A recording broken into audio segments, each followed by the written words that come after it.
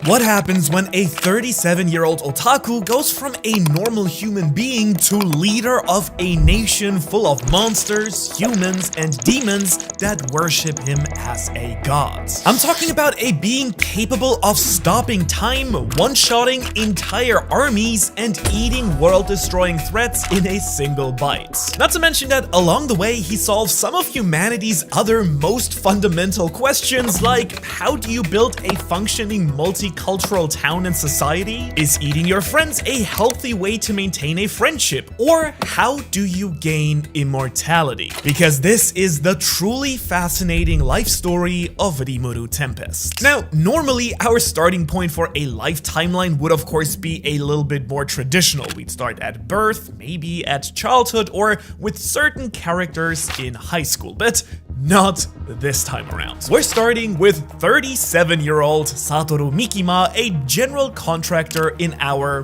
real world. He's pretty tall, decent enough looking, and overall a pretty nice and chill dude. He usually tries to keep things short and sweet and is about to meet his junior employee for lunch when, by a really crazy stroke of bad luck, his life goes crazy. You see, after finally meeting Tamura, his co-worker's fiance, a random robber attempts to attack Tamura. And being the stand-up guy that he is, Satoru leaps into action and unfortunately gets stabbed by this really random man. But as he lays there slowly bleeding to death, something really strange begins to happen to him. Satoru does of course what most people seem to do, which is going over their own past life in their dying moments. And when he finally realizes that he'd basically given up on love, he's lived a simple life, and that he is at the end of his ropes, he just seems to kind of accept it. But then a voice in his head starts to make odd comments about his own thoughts. Like when he talks about his own desires, his pain, and what he can feel and see, a great power known as the world language seems to start granting him powers in return, or at least listing off abilities like a video game based on his own wishes in his dying moments. And suddenly, as he finally passes on, he wakes up in a new body. It's weird, it's fluid, and it doesn't seem to have any senses. After thinking long and hard, Satoru realizes that he's been reincarnated as a slime in a whole new world. Cue the Disney song. Oh, we can't do that because of legal, right? Okay. Getting used to his new body took a little bit of time. After all, going from having legs and arms to being a tiny round blob of blue jelly thing isn't exactly a normal day in the neighborhood, if you get me. He couldn't see,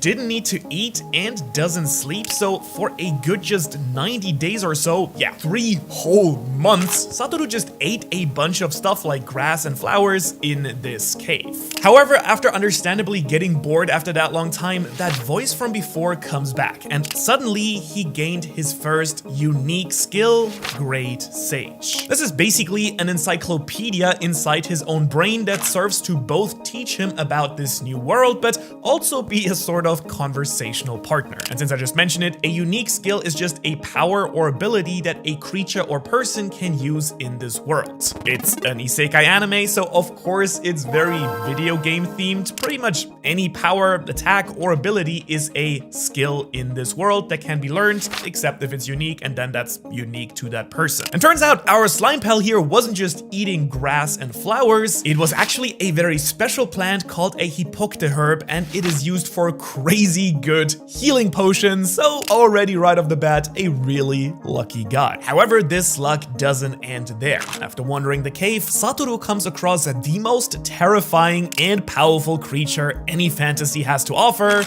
a legendary dragon. And this one, well, he's about as ferocious as they come. The dragon's name is Veldra, and he's the living hurricane, the typhoon with wings. That's right, he is the storm dragon. Turns out he was actually sealed in this very cave over 300 years ago by an ancient hero and has just been stuck in his magic prison all by himself. So, of course, Satoru decides to chat with him. After all, they are the only two smart creatures around. And thanks to Big Bad Veldra here, Satoru actually learns how to use magic sense in order to see, even without eyes. So basically, what he does here right now is use magicules, these tiny magic particles in the air, to see things around him, which really was a real homey move by Veldra, thanks to him. And so basically, after broing out a little bit, the two decide to become best buddies and even give each other names. This is actually a common sign of respect in this very world of unnamed monsters, and since Satoru is now no longer Satoru,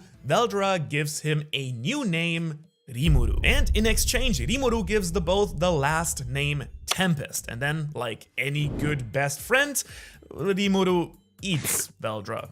Okay. But don't worry, I'll explain. Basically, as a special slime, Rimuru has a very powerful ability to absorb and analyze things in his tummy with his unique skill Predator and Great Sage. That's the voice from before. Now, Predator is basically just a lot like Kirby and his copy ability. So not only does Rimuru get to absorb creatures, objects, and their powers, but he can also keep things inside his stomach dimension for research. And so, in an effort to actually free Veldra from his own prison, he eats him. That way, his Great Sage can then in the background learn how to break the infinite prison that he's been actually locked in. And from here on out, with a new name, immense power from being named, and absorbing the Storm Dragon Veldra, Rimuru now sets off to leave the cave. On the way, he also gets a bunch of rad new skills like the offensive water blade, the ability to talk and use echolocation, and these nice sticky webs that lets him play Spider-Man. And so after a week of travel inside the cave and picking up a lot of new skills and abilities, Rimuru then finally sees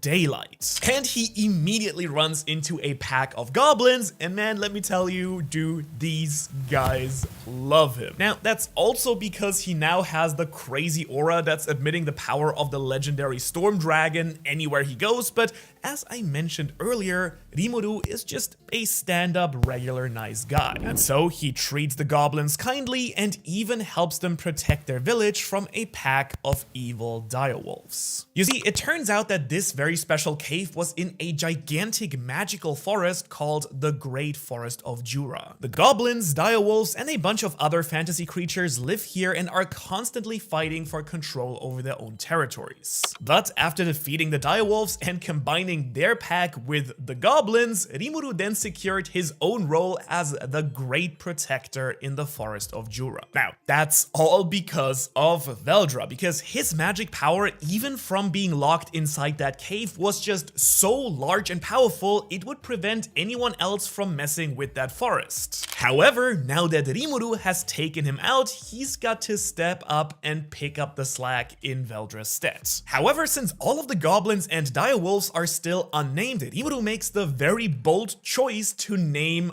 all of them. You know, nothing crazy, just a bunch of average goblin names and naming the pack leader. And as a result, Rimuru officially gets his new pals Rigurd, Rigur, Gopta, and his very loyal wolf companion, Ranga. And because naming someone is actually an insane feat in this world, he then immediately passes out without any warning for 3 entire days. You see, apparently naming creatures wipes out his magical reserves and knocks him into a sort of coma for a few days to recover all of his powers. In other words, he has to be way more careful about naming stuff, but when he wakes up, nothing is as it seems. Because suddenly all the dudes that he's named are now big, jacked, and really cool? That's right, much like how Veldra naming Rimuru boosted his own power, naming these goblins and direwolves evolved them into great direwolves and hobgoblins. So, new friends and greater power? Like, what a bargain that is. So now that Rimuru has a new town forming and allies, he sets off to find a skilled craftsman for the town to create stuff. After all these goblins do really mean well, but they are kind of lacking in terms of city planning, zoning, and also trade. And so Gopta leads Rimuru and his small group on a 3-day journey to the great city of Dwargon,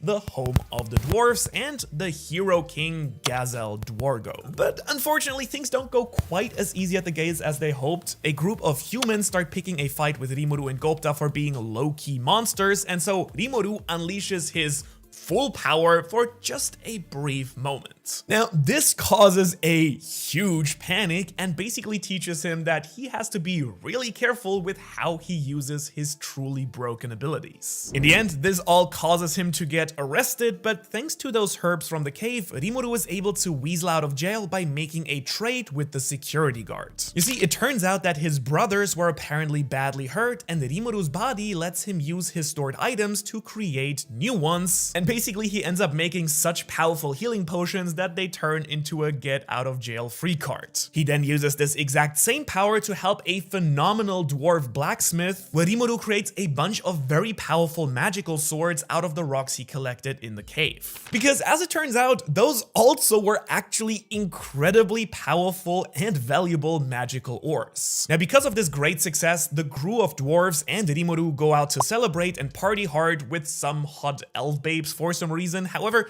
the fun is cut short when a minister from the city accuses Rimuru of being a rotten creature. This does not sit well with Kaijin, the blacksmith from earlier, and so he knocks the minister out. Now, these two already had some mad beef, so don't worry, it wasn't completely unwarranted as it sounds here, but in the end, it is those exact actions that get Rimuru, Kaijin, and his brothers kicked out of Dwargon by Gazel Dwagor, and in the process secures some truly great craftsmen for Rimuru's village. And thanks to just these three very skilled dwarves, the town begins to look actually really good. They're now getting new gear, great clothing, and a whole town is basically starting to get mapped out. Everything's coming up good for old Rimuru those last few months, and it really only gets better when a group of adventurers roll through town as well. Because when he makes a silly joke from a manga he once read, one specific masked adventurer seems to actually understand him. And this actually leads Rimuru to realize that she, very much like him, is also a human from another world. And not just that, the way that she sits and acts proves to him that she's in fact also Japanese. Her name is Shizu, and she teaches Rimuru a whole lot about her own life, the world, and how they are both otherworlders. This is basically a title giving to powerful figures that are either summoned or reincarnated in this world from a different place, and in their case, that's Japan. Shizu has a dark secret though, and that's because she's actually the host of a great elemental spirit, Ifrit. Now, this powerful fire creature has been trying to break out and does so at the worst time, destroying the village and leading to Rimuru's very first serious fight. However, it turns out that even a powerful spirit as Ifrit is no real match for the great slime Rimuru Tempest, and after some clever planning and using his insane immunity to fire, which is helpful in that fight, Ifrit is absorbed by Rimuru as well. Now, this does free Shizu from her own curse, but also puts her on death's door. And in her dying moments, she explains to Rimuru her own goals. She wants to defeat the demon lord who brought her to this world in the first place, Leon Cromwell. And since she's become good friends with Rimuru, you know what time it is. It's yet another case of Rimuru eating his new best friend.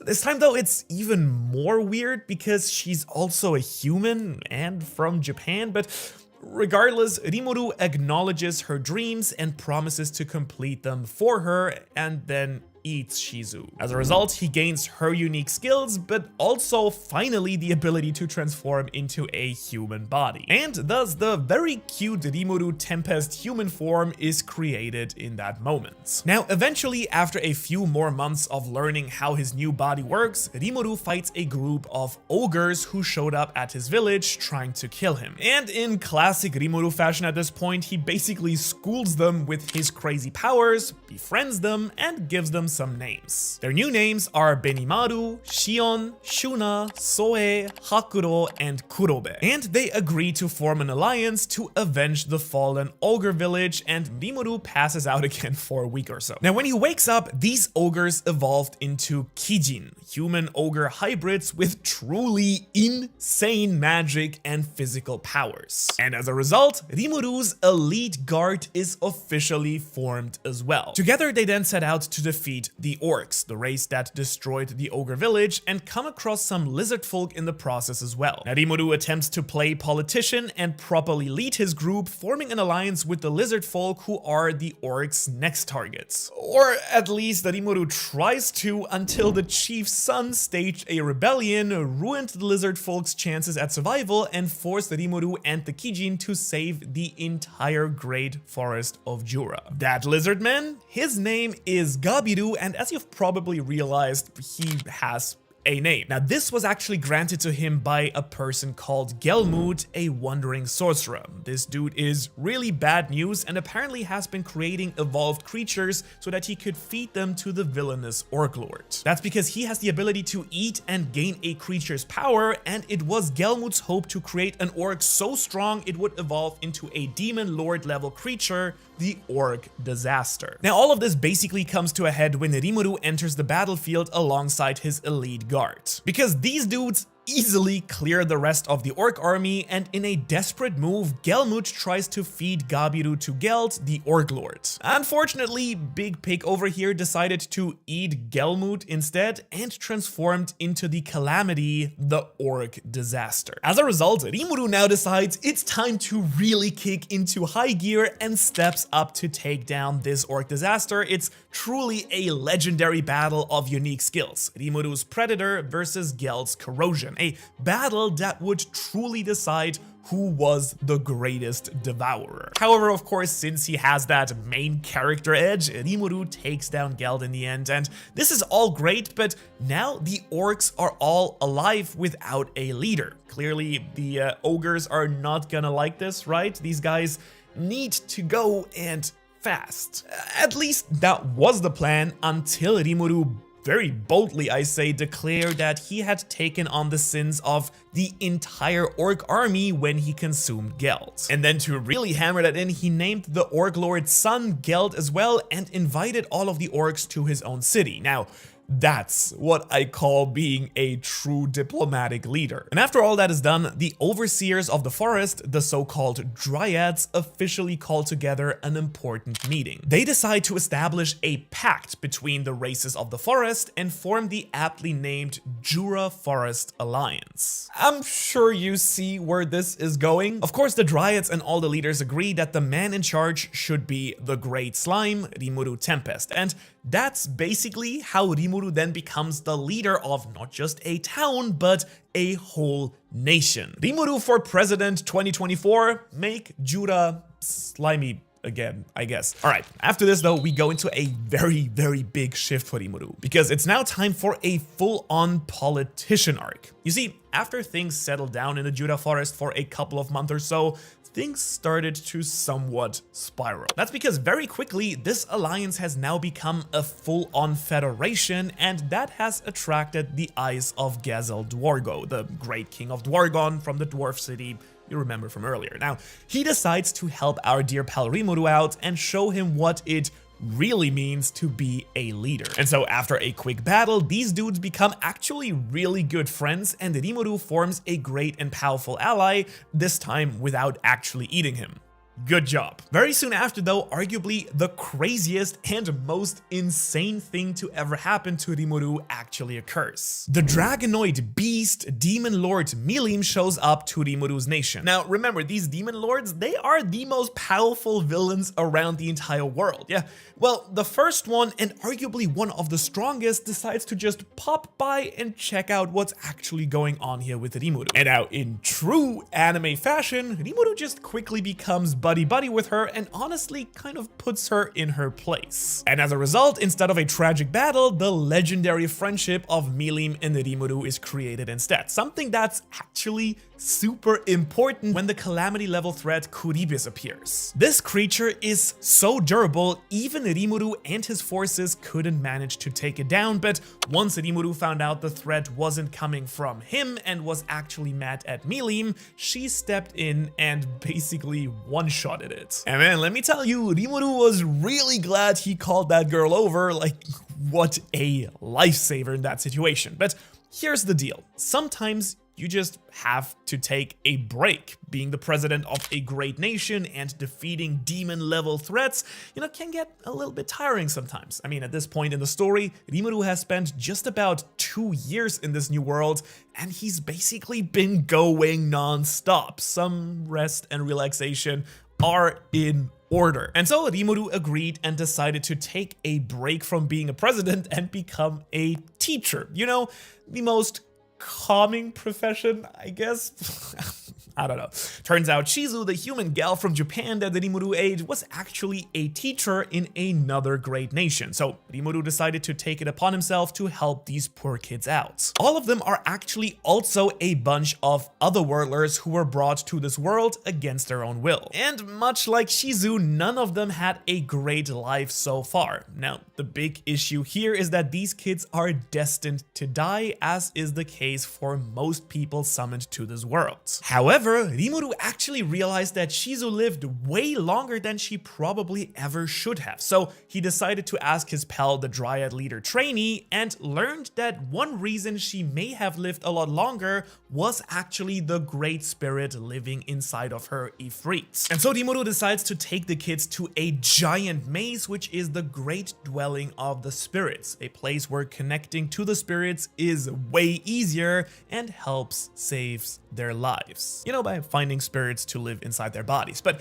if you thought that was wild, just wait, because while he was doing all of this, he also met yet another demon lord, the little ancient fairy Ramirez. Now they of course also become quick pals, a friendship that's going to become really important very shortly, especially because she knows a lot about Leon Cromwell, the man that Rimuru has now some serious beef with. But before all of that kicks in, he finally takes his leave from teaching and begins to head back to his own city, Tempest. Oh yeah, did I forget to mention that during all this time, the nation just collectively decided to name their capital city after Rimuru, much to his personal distaste, that is. But yeah, anyways, back to Rimuru. He's now headed back to start some political conversations with the great beast kingdom Yurazania. As it turns out, a nation ruled again by, you guessed it, another demon lord who was apparently assassinated by his best friend Milim? That's weird because she's normally super bubbly and kind, so I wonder what all of that is about. Well, turns out that plot thread is also going to have to wait a little bit, because Rimuru on the way there is ambushed by yet another human from his own world. Her name is Hinata, and she was a student of Shizu's. Now, she got word that a vile and evil slime killed her master and decided to take revenge. And so, as a member of the Holy Church, she swears to rid this world of yet another cruel monster and decides to battle Rimuru. And it turns out that her unique skill has Rimuru completely outmatched, as it doesn't attack the body, it attacks the soul. Now, Rimuru is broken, busted, and generally kind of impossible to defeat, but his soul, turns out, is his biggest weakness. So thanks to Hinata's weapons and attacks, Rimuru nearly is completely defeated. However, just in the last moment, he manages to pull off a phenomenal stunt with a body double that tricks Hinata into believing that he's dead.